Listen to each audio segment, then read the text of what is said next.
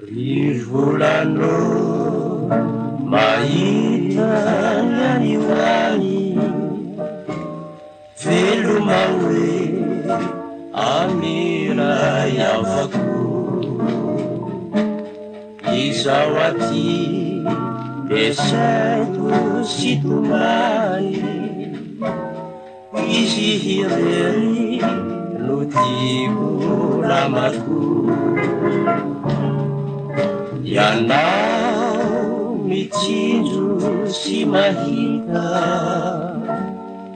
ny tontolo sy zao rehetra ny fokoko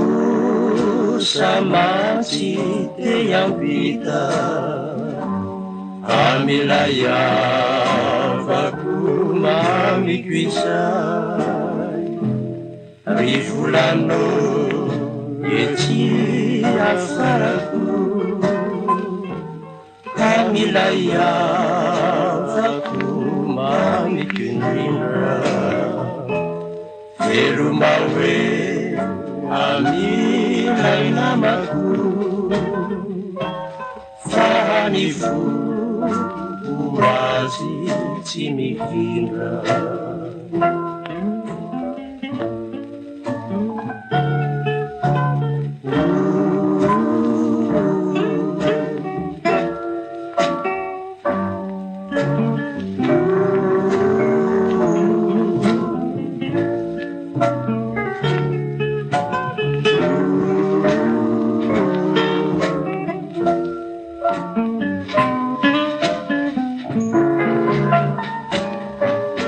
yanao mitsinjo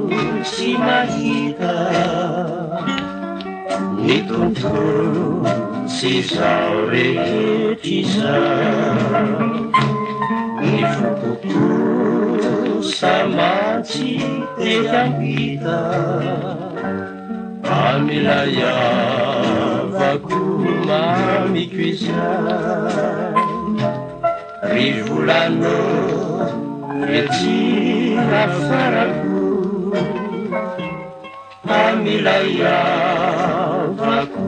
mamiko indrindra velomawe amilay namako fa ny foko azy tsy mifindra